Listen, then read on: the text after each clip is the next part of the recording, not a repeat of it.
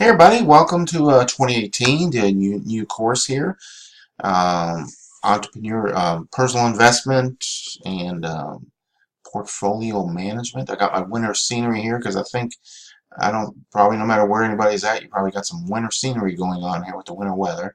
But since a little bit of motivation for you starting a new year and everything here is finish what you start.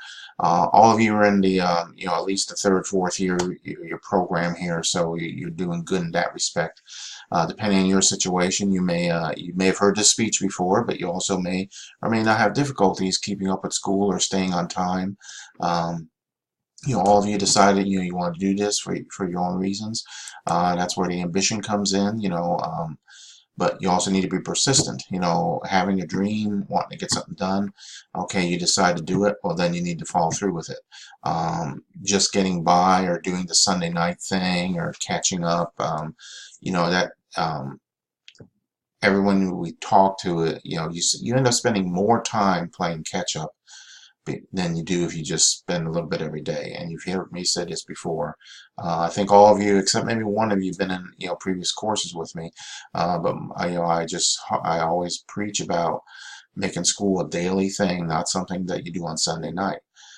It's daily, becomes part of your life, and and that way it's routine, and you retain the information better, and you just end up, long run, you end up doing much better on it. So you got to be persistent.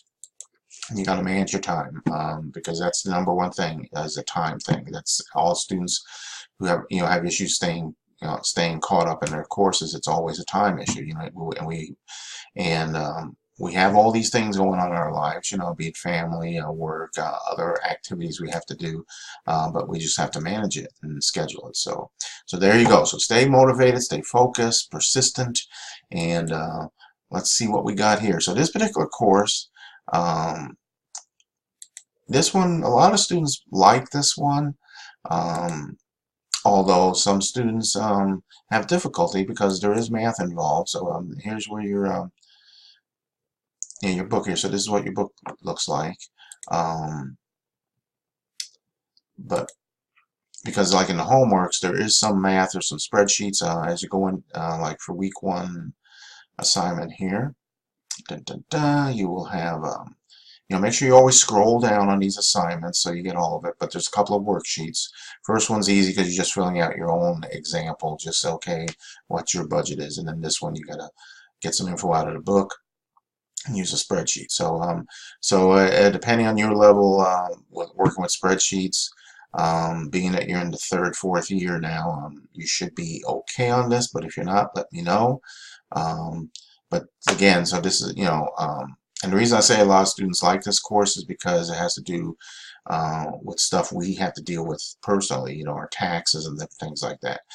This first week here, you got 3 chapters, so it's understanding the planning process, how to use statements and budgets.